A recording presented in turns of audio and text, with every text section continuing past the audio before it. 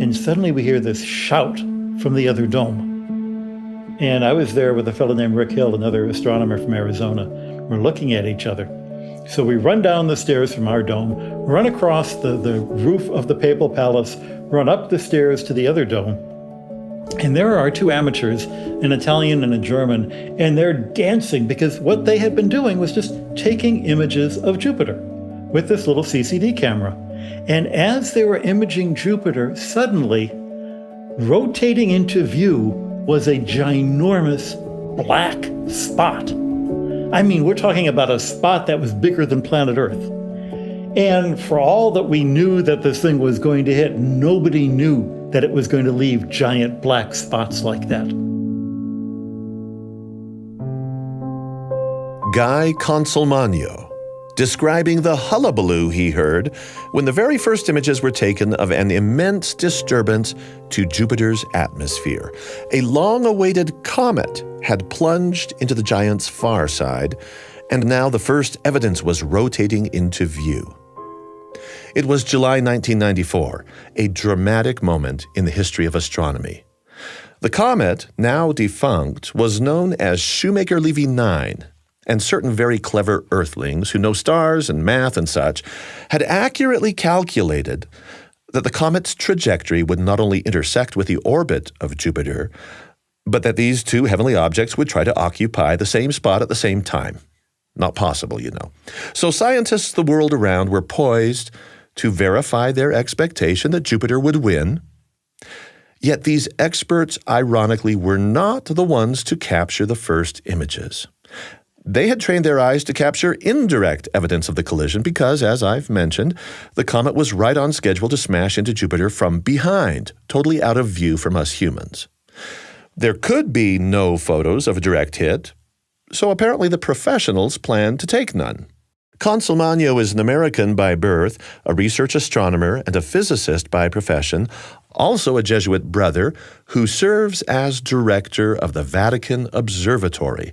A lot of people refer to Brother Guy as the Pope's astronomer. Brother Guy explains how he and others missed what amateurs at the Papal Observatory successfully caught. We were, of course, looking through the telescope, hoping we would see something with the naked eye, and we didn't see anything. We were very disappointed, but we were working at one of the two elderly telescopes here in Castel Gandolfo, telescopes dating from the 1930s, which mostly aren't used anymore, except we happen to be geographically in the right part of the world to have Jupiter overhead when the first piece of Shoemaker-Levy hit. So we had our big instrument on the big telescope, and there were a couple of amateurs using our refractor telescope, which is a lovely telescope, over in the next dome. You know, they were amateurs. They were advanced amateurs. They had this little gizmo that one guy had made, which was a homemade CCD camera. So we finished. We decided, maybe we saw something, maybe we didn't. We'll have to look at the data that we recorded on a computer disk. And that's when they heard the ruckus and raced off to investigate. Down the stairs of their own observatory, across the roof of the 17th century Papal Palace, called Castel Gandolfo. It's a beautiful old villa, high on a hill. It overlooks a crater lake on the outskirts of Rome. You gotta think things look just a little suspicious, with a couple of guys rushing across the roof, one of them actually named Guy. Two shadows running toward the source of those shouts ringing out into the night air from the lofty silhouette of the second domed tower. And what did they discover up there? Well, it was those two aforementioned amateurs witnessing and imaging with their simple cameras the very first evidence of the comet's impact. A black spot on Jupiter the size of Earth. In a moment like that, who wouldn't shout or jump for joy? The euphoria infected Guy Consolmagno. I'm Marcus Smith, and this is Constant Wonder. So these were the first people in the world to see this giant black spot. It was jaw-dropping. It was the kind of thing that just made you want to dance because it was so unexpected. It was so unmistakable. It was so in your face, ha-ha, you didn't trust me that it was going to happen, but here it was. Life is like that, I guess. You see the wonders. Sometimes you look at the sunset because you expect the sunset to occur, and the sunset's marvelous. Sometimes you look away from the sunset and you see, instead of the glorious reds and greens of the sun going down, you see the shadow of the earth maybe going up a mountain in the opposite direction. And you see what's sometimes called the band of Venus. And you go, oh my goodness, the earth is turning. I can see the shadow of the earth. I can see it in the clouds. I can see it on the mountains. And there's a subtle beauty there that I would never have noticed if I hadn't looked in the wrong direction. A couple of days ago, I was looking at the word miracle and checking it out, its origins, and found that there are some etymologists who push that in the direction of it comes to some kind of really early word, Proto-Indo-European, I believe, for smile or laugh. Dance would have been good too, I think. That's marvelous. I never knew that, but I can absolutely agree. A miracle is something that makes you smile. That's something that makes you laugh. It surprises you, but not just, the way that an auto accident surprises you. Boy, I didn't see him coming across the lane. It surprises you in a way that attracts you to joy, to beauty, to love. I'll tell you what a miracle is not. A miracle is not some violation of the laws of physics. And the reason we know that's not what a miracle means is we had the word miracle long before we had any idea that physics had laws. Run that by me, because I'm trying to follow. We had the word miracle before people were convinced that, say, experiments could be repeated and that there would be consistency, that there would be unifying kinds of phenomena where it's not willy-nilly, it's not random. There are laws by which things behave. Yeah, well, remember how most people thought the universe worked before we had laws of physics. That there were nature gods. If, you saw a lightning bolt, it was because the god of nature threw the lightning bolt. And that explained everything you saw. If you wanted an explanation that is capable of explaining everything you see, without question, believing in nature gods would do it. But if you decide you're not going to believe in nature gods because you believe in one God, the way the Jews did, the way the early Christians and the Muslims did, then suddenly you've opened up the realm to say, okay, if there aren't nature gods throwing lightning bolts, then what is there? Now, in the time of the scientific revolution, people realized that you could do more than just come up with word statements for what's going on. You could actually describe it using the language of mathematics. And that was a big breakthrough. That was actually quite controversial for many years. But then, once, especially with Isaac Newton, you had these equations which seemed to describe and predict what ought to happen. Then, the deists of that era, the deists that said that, God made the universe and set the laws in motion and wound up the watch and then walked away. And they said, a miracle is anything where God interferes with the mechanism and does something different. The trouble was they started using the bits of the mechanism they didn't understand to say, that must be God. And then when someone else comes along and says, no, actually, I can explain how that works, then all their reasons for believing in God went away, one by one by one. We call this the God of the gaps. So you say, I don't know how gravity works. God must make it. Actually, we do know how gravity works. Okay, but I don't know why the planets don't perturb each other. Well, actually, they do perturb each other, but not so much that you can notice it until you look carefully. And every step along the way, when you say, I don't understand, therefore it must have been God. If that's the God you're trying to believe in, that's going back to being the God who throws lightning bolts. You're looking for that kind of miracle. But the kind of God that I want to believe in, the kind of God that I see in Scripture, is not the God who throws lightning bolts, and not a God who makes himself known by violating laws of physics.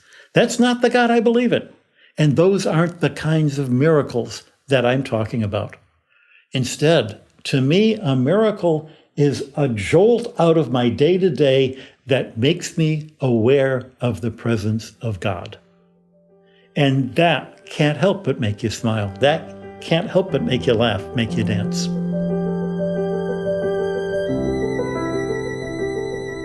So here's what I'm hearing Brother Guy say.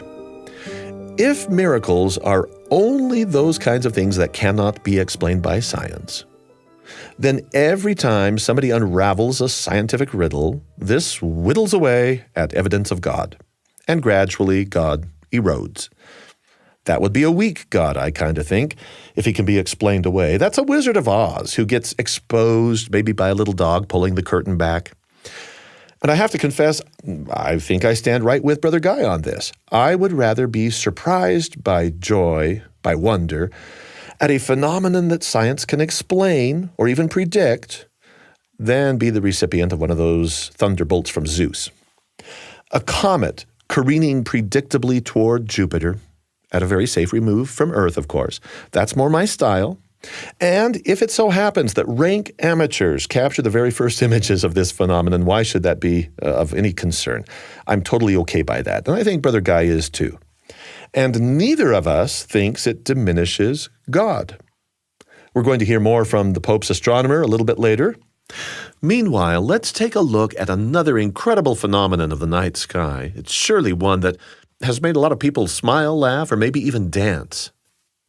Like Brother Guy, Tom Kerss is an astronomer.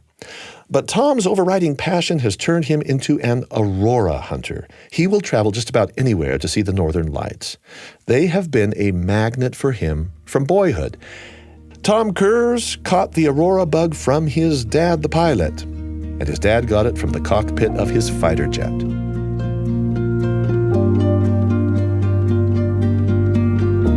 So flying out at night, and particularly out over the Arctic or subarctic at the right time of year, there was an opportunity to experience a really magical sky, the likes of which mainland people in Scotland wouldn't see very often. So he would tell me these stories, and that fed my imagination as a kid who always had an affinity for the night sky. But, well, it was like mythology. He would explain, for example, seeing something like the Northern Lights from the cockpit of the Jaguar. And as a kid who'd only barely glimpsed the Northern Lights from the beaches of Scotland, just over the horizon, that was the kind of thing that really got my mind racing. I became absolutely obsessed with the concept of these other skies that you could visit and see. Stargazing often seems to be a solitary sport. Just think of that stereotype, that lone astronomer keeping a quiet vigil on a dark night with only a telescope for a partner. But both Brother Guy's story of collective celebration and Tom's story of a bond with his father over things up in the sky, well, clearly there's got to be a degree of sociality in all of this.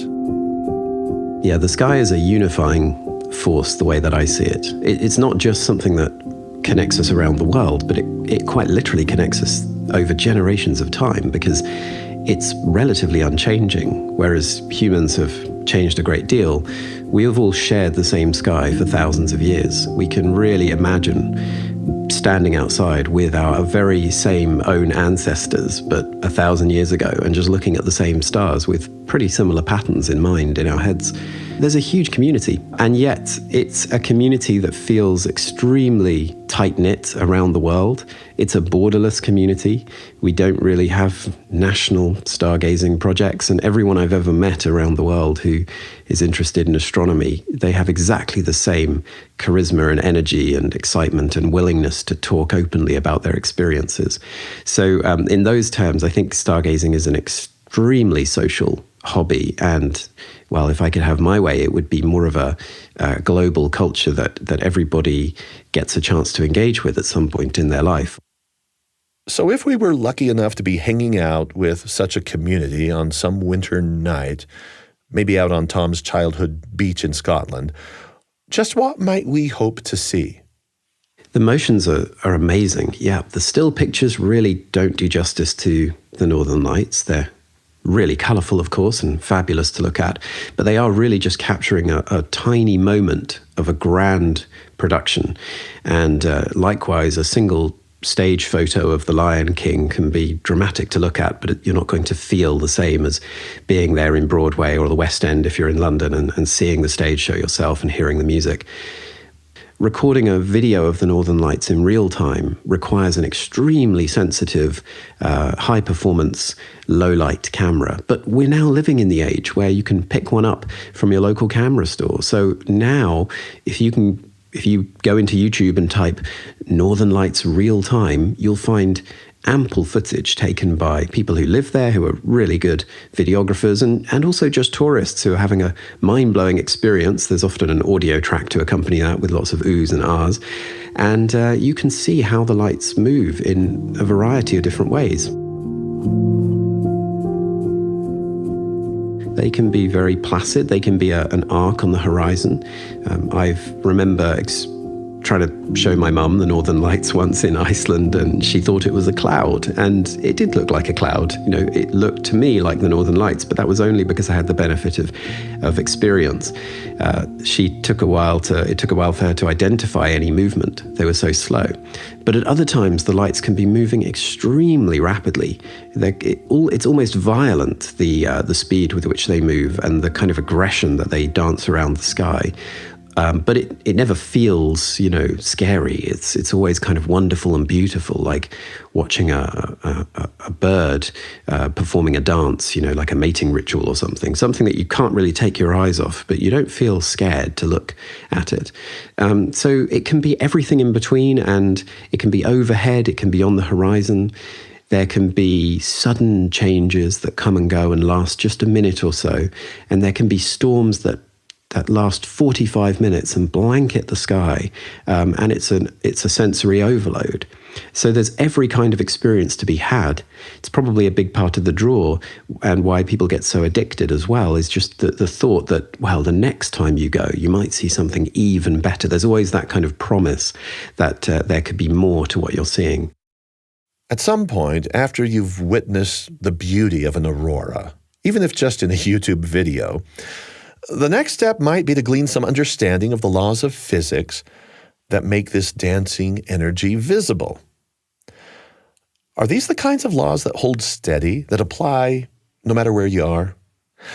I mean, would an alien on some other planet, maybe in our own solar system or even way out in some remote galaxy, would this alien ever get to experience an aurora? Tom Kerss again. So actually any world with a magnetic field and a sufficiently strong or sufficiently thick atmosphere, I should say, will scoop up some of this material from the sun and generate its own auroral light. But here on the Earth is where we have our first experience, and really the only experience we can have in person of this phenomenon. Fortunately, the Earth is one of those planets that produces a nice strong auroral emission, particularly in the visible part of the spectrum, the colors of light that we can see. And that's just all down to the particular ingredients of our atmosphere and the particular energy with which these solar particles strike it. And you can think about the Northern Lights as really just being a big plasma ball. If you've ever had a plasma ball, then you lived through the 80s. They were great, and you can still buy them today. They're just a plastic ball that contains some gases, usually neon and argon, with an electrode at the center, something that generates an electrical current. And you plug them in, and the electrical current tries to find its way out of the ball. And as it does so, those moving particles that carry energy, what we call electricity, they impart some of that energy onto the gas, and the gas glows, and we see these arcs of light inside the ball. So in much the same way, the Northern Lights are generated, albeit on a much grander scale. And I'm glad they are generated, because they are a visible reminder of this unbroken connection between the sun and the Earth. We tend to think of the sun as just, like you say, it's our star. It's very far away. It's over 90 million miles away. And so in theory, it shouldn't be reaching us in any way except for the heat and light. But in fact, it is physically touching our planet through this stream of particles that scientists call the solar wind. And the light that we see, well, it's like the foam of a wave crashing. The wave itself might be invisible. If you're looking at the ocean at night, the waves might be too dark to be seen, but the bright foam will pick up the highlights. And the Northern Lights are just like that, the foam of this invisible wave of material striking the Earth's atmosphere. That's a fantastic analogy. I guess you've probably used that before. Yes, I have to say.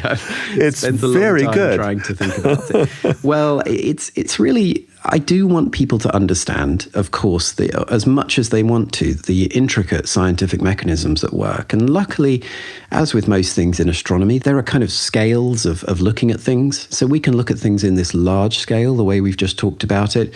And then if you want to, you can look at things at gradually smaller and smaller scales. You can look at the individual types of atoms. You can look at the interesting types of currents that form in the Earth's magnetic field. You can look at the storm activity on the sun.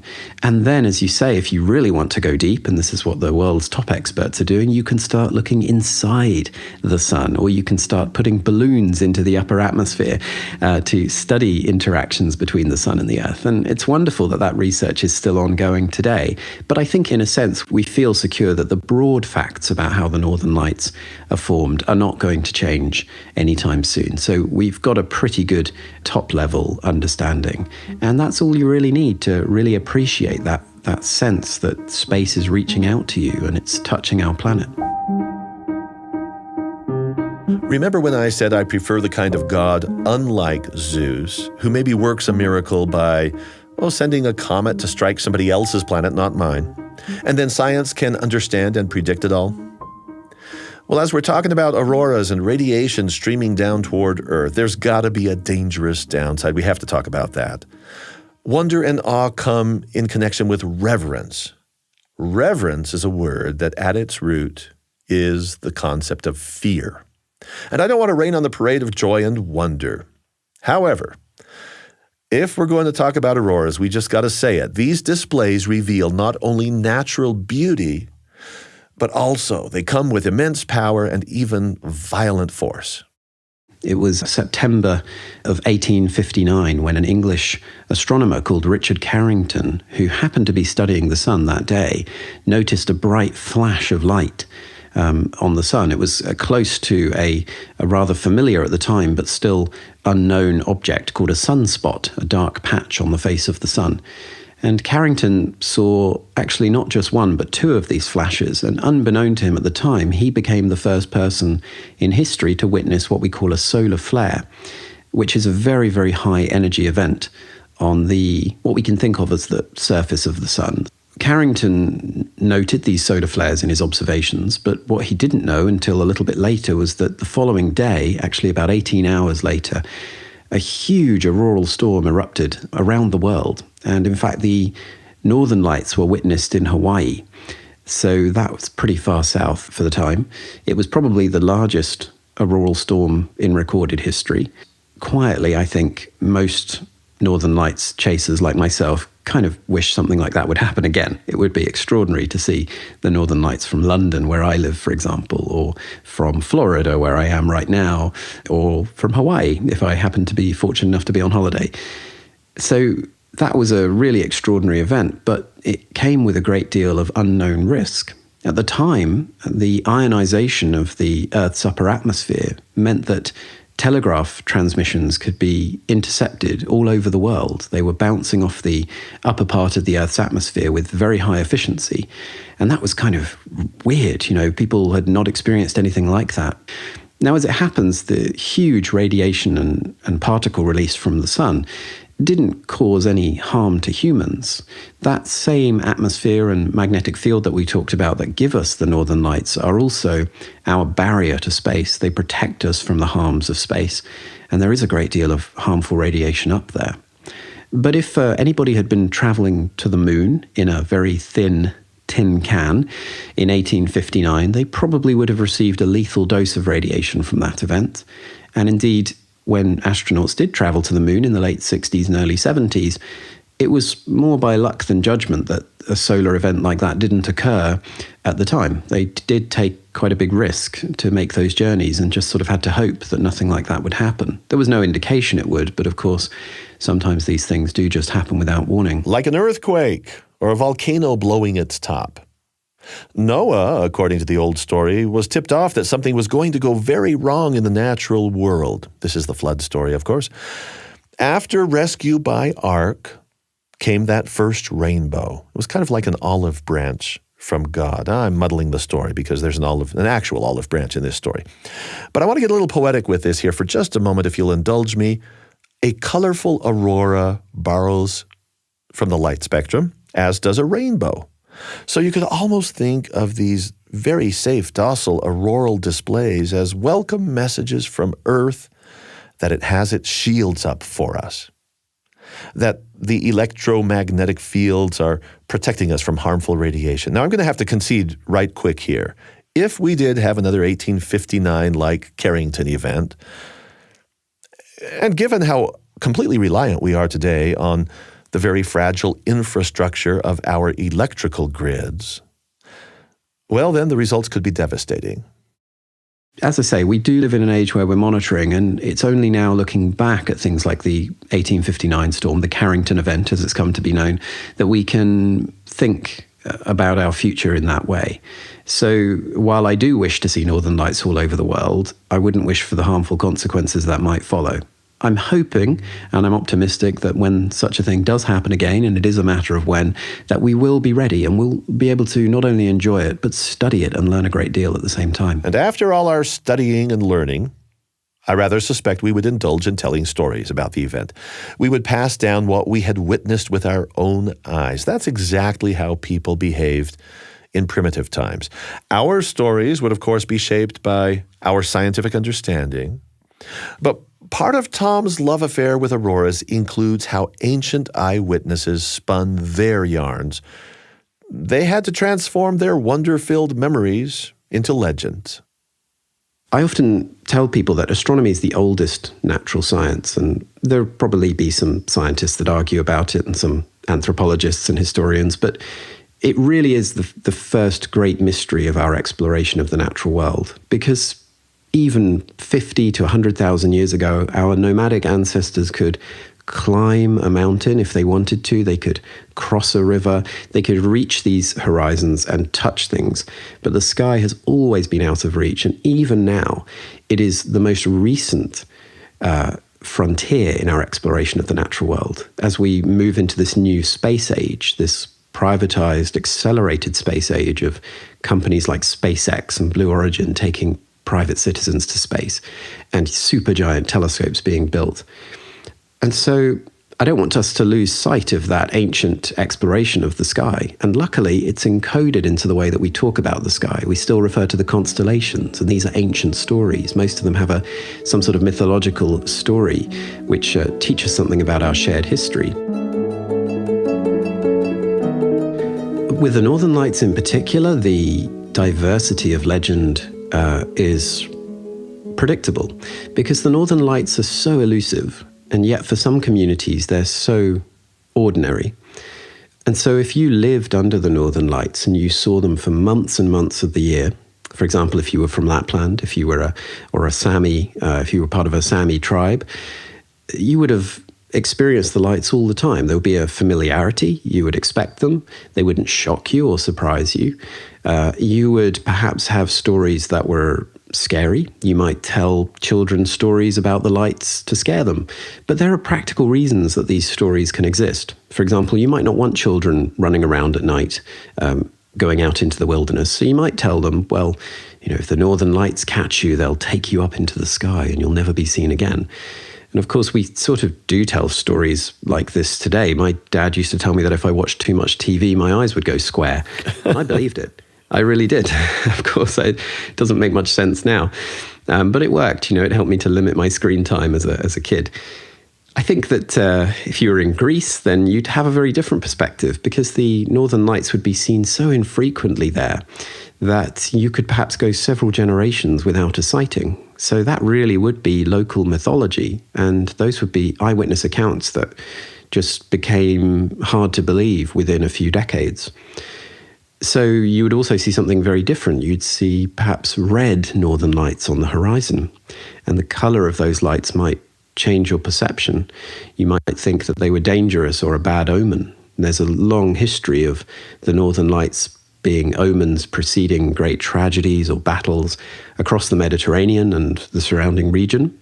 And we don't really find that in Scandinavian countries, where views of the Northern Lights are generally quite benign, or they are connected to folklore of ghost stories and things like that. When our predecessors crafted legends about auroras, those stories came down to us from long ago. And this is not unlike light coming from a distant star. Work with me here. The time required for light to reach Earth from, let's say, the red giant star Arcturus, 36.5 years.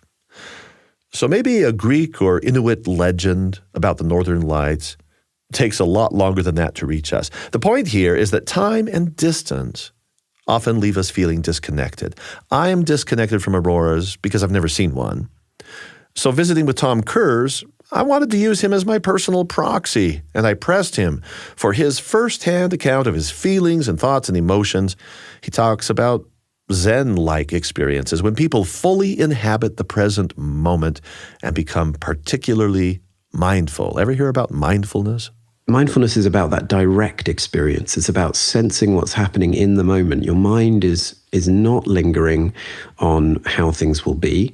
You're not retelling stories from the past. You're not remembering things. And there's, by definition, no real pain or even pleasure for that matter. But there is a sort of sense of calm and contentment with being in the present moment and just feeling everything around you that's real and tangible in some way.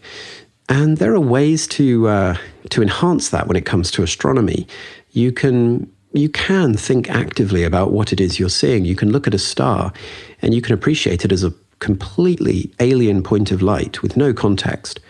But if you think about the starlight reaching you over deep time, then that can, in my view, enhance the experience. So likewise with the lights, if you've had your first experience and you've been completely bowled over and it was completely mesmerizing and inexplicable and you can't even tell your friends what happened, well, the next time you go out, you can perhaps have a talk first about how the lights emerge and what to look for and some of the subtleties that we understand from the science of the lights. And then on the third night, you could perhaps attend a talk about some of the local legends of the lights and how those legends evolved from people's experiences. And that will make you feel more connected to that local community, but also appreciate the experience in a different way. So mindfulness, I think, is a brilliant tool for enhancing our enjoyment and understanding of the things that bring us calm and expand our minds in the first place. And we can always enhance it as long as we're careful not to dwell on things in the past or the future. And when you're looking at the sky, if it's arresting enough, it's one of the best ways to bring yourself into the present. I mean, this is a story I've told before, and I don't want to labor it like some cheap joke, but the first time I saw the Northern Lights in Iceland, I was so taken by the view that I actually walked straight into a stream, which was frozen, incidentally, so it was extremely cold, and I put one foot through the ice and just walked into the stream. I was just walking forward idly with my eyes in the sky, probably just drawn forward to get away from a crowd of people or something. And obviously, putting your foot into a frozen stream is a good way to bring yourself back to Earth very quickly. But within a few minutes, my foot had dried off and I was back to the sky again. And it was very hard to think about the science that I knew. It was equally difficult to think about the stories. But after the experience, I found that it was easier to, with what I had in my memory, to start to think about what was really happening, the material coming from the sun. We can go into as much granular detail on that as you like.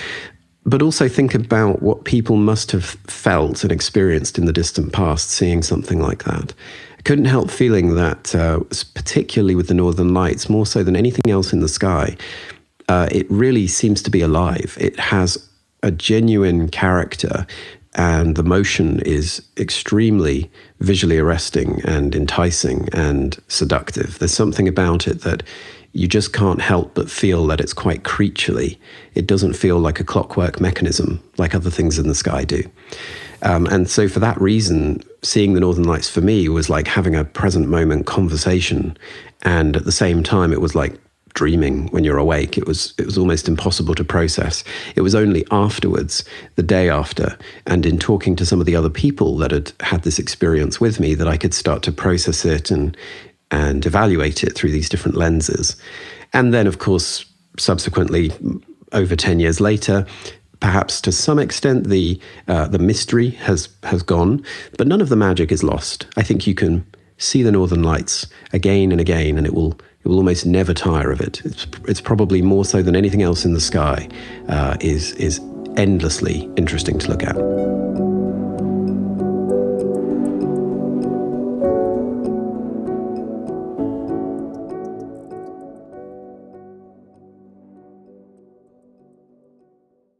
On the very day I met my wife, it so happens I also saw for the very first time in my life a common blue jay.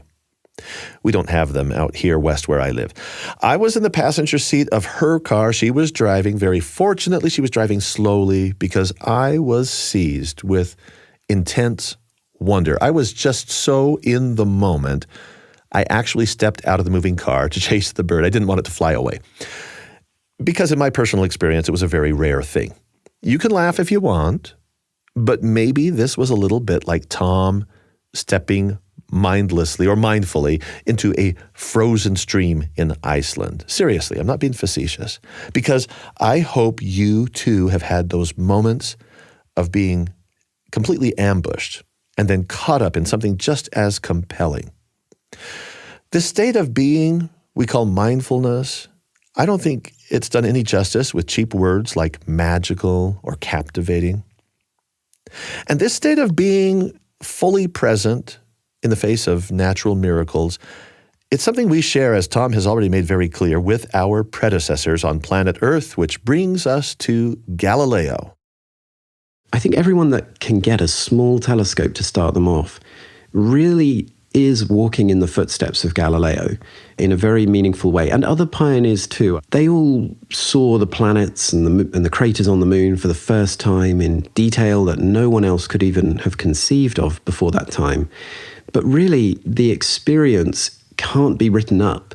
If you're looking through a telescope and you see Jupiter or Saturn or even Neptune, which is really just a blue star, even in the telescope, you will feel something that you can't really express on the page, which is that sensation of looking at a real world across this unimaginable gulf of space. And I think that it's almost impossible to prevent people from having that experience, which I think is something Galileo, Johannes Kepler, and others must have been feeling very strongly. So I think that there is an opportunity to experience something so similar that if you could reach back into time and talk to them about it, you'd find yourself expressing it in very similar terms. I don't think anything has been eroded in that regard, be it by light pollution or even by our extraordinary knowledge of these things. Most children have already seen pictures of the planets in books before they will have the opportunity to see them through a telescope, but it's still an extraordinary sensation to know that what you're looking at is real.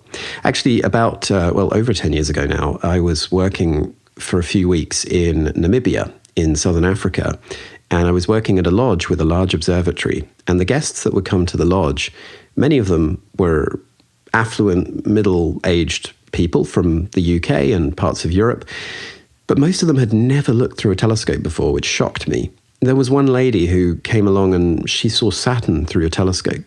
And at first, for about 10 minutes, she refused to believe that it was real.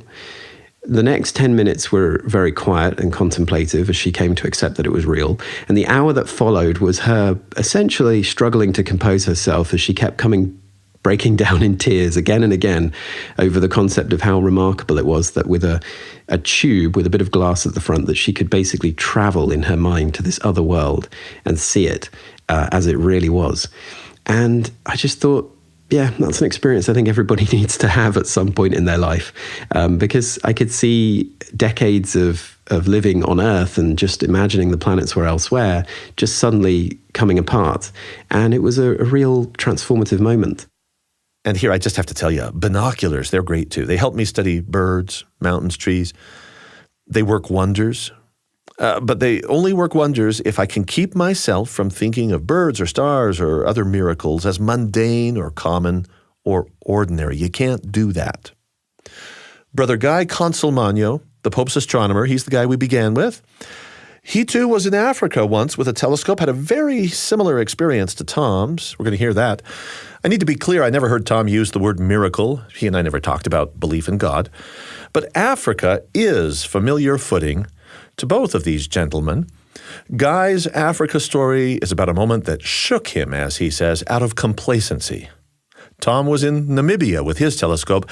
Guy in Kenya, also sharing a telescope with strangers. You were talking before about people who, have lost sight of the wonder. I was that person. I was 30 years old. I was a postdoctoral fellow at MIT, And, and that's pretty good, MIT. That's the big leagues. A postdoctoral fellow meant that I was a utility infielder. But still, I was in the big leagues. I was doing science and getting to know the names of people who are going to be important someday. But 30 years old, and I had lost the desire to do the science. I'd walk into work every day wondering, why am I doing this? Do I really want to do this? Can I find something more exciting to do today? And I'd lie in bed at night staring at the ceiling wondering, why am I worried about, Jupiter and clouds and impacts when there's people starving in the world?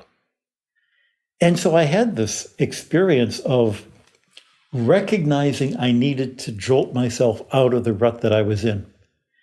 And I did that the most dramatic way I could. I quit my job, I quit science, and I went and joined the US Peace Corps. And I said, look, send me someplace where I can do some good, because I don't think I'm doing any good here.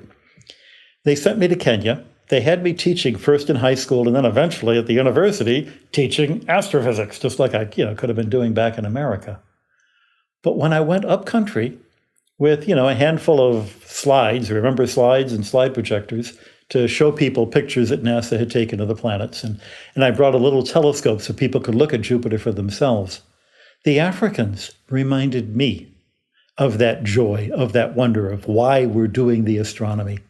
Because they would look through the telescope and see the craters on the moon and see the moons of Jupiter and see the rings of Saturn. Have you ever seen the rings of Saturn? You ever seen them through a little telescope? Yes, I have. We have some wonderful night sky in southern Utah. And we go down to Bryce Canyon National Park, and they have an astronomical festival every summer. Yes, I have. Okay. Now, here's the question. Have you ever seen the rings of Saturn and not gone, oh, wow? I don't care how many times you see them. Every time you see them, This is the fear I have. I have this genuine fear that we normalize true miracles, that things become mundane to us, that we grow inured to things that we've successfully explained and can see. That's the premise of our show, that we want to find out about the experience of wonder and what facilitates it rather than quashing it or repressing it. Well, here's my answer then. And this was my African experience. Because it was showing them to other people that reignited it in me. It was teaching other people what you could see in a small telescope that made me start looking through a small telescope again. You mentioned the books. The one that actually I'm most proud of was with my friend Dan Davis. It's called Turn Left at Orion, and it's about what to look for in a small telescope. And I'm not saying that to advertise it on your show. It sold 180,000 copies. So it's found an audience. There are people out there who are now excited about the sky thanks to Dan telling me what to look for in my little telescope in Africa. But there's also a religious side to it too, because as I'm getting excited watching these other people get excited, I'm reminded of the phrase from Scripture, man does not live by bread alone. I had a really clever cat in the days when I lived in Africa, but my cat never wanted to look through a telescope. Human beings look through a telescope. This is what makes us human. This is the part of us that needs to be constantly fed. And when you become inured to it, that's the time that you have to start sharing it with other people. You don't do it alone. You do it around other folks. Have you met people who've given up on asking questions, who wouldn't see the Shoemaker-Levy 9 comet or some other sidereal phenomenon way up high and even care to ask questions about it? You do, and you find that in every walk of life. There's the old Simon and Garfunkel song, The Boxer, where Paul Simon writes, a man hears what he wants to hear and disregards the rest. It is so tempting. Once you've done the hard work and found your little corner of science, and you've got a little experiment that you can do better than anyone else, it's real tempting to just keep doing that experiment because you're going to get an answer. And it's scary to try something new because the odds are pretty good that, it's like baseball. If you get 1 out of 3 as a hit, that's amazing, which means you're going to whiff 2 times out of 3. That faith in your ability to still be able to do science even if you get it wrong, that recognition that science isn't about the answer, it's coming up with the really fun questions. That's a hard thing for people to accept. That's a hard thing for people to accept in any phase of their life, whether it's, trying to maintain a relationship with your spouse, trying to maintain a relationship with God. It's really easy to fall into the rut of what seems to have worked all along and to be afraid to try something new. If you think you already have it solved and sussed and you know everything, then you've lost your sense of wonder. The trouble is, I think, sometimes it's the way we teach science. If you're teaching high school science to a bunch of kids, they pass the course if they can reproduce the answers in the back of the book. But that's not science. That's, learning to play the scales, which is different from learning how to play a piece of music.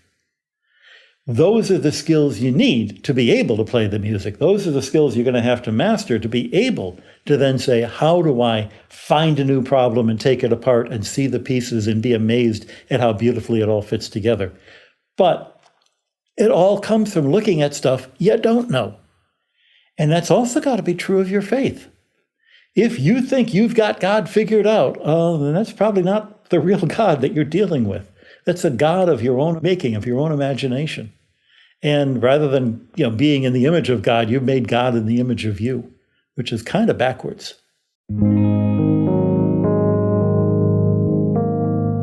Pope Benedict had a marvelous phrase. He said, light pollution is the perfect symbol of human sinfulness, blotting out God's lights with our own light. But if we could only learn to, tone down the lights in cities so we could see the stars, you could be amazed by them. And they're glorious and they're beautiful, and a little kid can enjoy them and an old man can enjoy them. That's great. If you know them because you've seen them all your life and you now recognize that's the pattern of stars that I call Orion, then you know them even better because you know their name, you know their history. You remember when your dad showed them to you. You remember when you showed it to, your little nephew.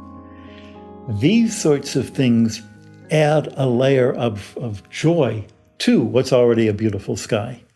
Now, if you add to that the layer of science, that not only is Orion fun, and the name Orion connects me to my ancestors, the Romans and the Greeks, who had stories when they looked at those stars. Emily Dickinson wrote this horrible poem. I really hate it. It's, Arcturus is his other name. I'd rather call him Star. How terrible of astronomers to go and interfere. And no. I want to know the names of my friends. I don't want to just say, hey, boy, hey, dog. No. All right, so you can see how there's this layer upon layer upon layer of deeper engagement with the sky. The final engagement is to recognize in the beauty of the stars and the beauty of the science that explains why the stars are there, and the amazing fact that we have the gifts to at least a little bit understand of what's going on. All of those are gifts of a God who created this universe, did it in the light so we can all follow what happened, and at every step of the way said, this is good. And not only that, but on the seventh day of creation said, hey, take some time off from everything else you're doing and look at the darn stars. That's what I put them there for. And think about things more than what am I going to have for lunch today. That is the bridge that pulls all of creation from God the Creator to me and the little kid who's still alive inside of me looking at those stars and going, oh, wow. There's another scripture that has always been important to me. It's Old Testament again. It comes from Psalm 8. When I consider thy heavens, the work of thy fingers, the moon and the stars, which thou hast ordained, I think is the way it goes. What is man that thou art mindful of him? Stars kind of put us in our place, don't they? They do, because if you look at that verse, it shocks you, first of all, that, hey, back in the old days, they knew how big the universe was. That's not something modern science told us. They knew that then. They had the same fear of the immensity of the universe. And what they have seen is that our place is not being this dinky spot in a giant universe, but rather that God has raised us to be little less than angels. The next line of that psalm. That sense of finding your place is a common human hunger. We want to know who we are. We want to know, whether it's using astrology or rolling dice or any of those other psychological games that you can play that are going to say, oh, well, I'm a this kind, I'm an ENTP, and therefore we're desperate to know ourselves because we never will know ourselves. We certainly will never know ourselves the way that God knows us. And so the shock of Psalm 8 is, first of all, that the psalmist knew how big the universe was. But the psalmist also knew that in spite of us being one of 7 billion people on one of 100 billion planets around 100 billion stars and 100 billion galaxies, nonetheless, God knows me and knows you. God, that's what infinite means, that God's big enough to do that. And that's a hard thing to contemplate, but it's well worth writing a psalm about. Thanks to Brother Guy Consolmagno, director of the Vatican Observatory and president of the Vatican Observatory Foundation. Very informally, he is styled the Pope's astronomer. And thanks also to Tom Kerss, an astronomer, an astrophotographer, an aurora-hunter. He hosts a podcast called Star Signs, and he's author of Northern Lights, The Definitive Guide to Auroras. Our podcast, Constant Wonder, is a production of BYU Radio. I'm Marcus Smith. Thanks for listening.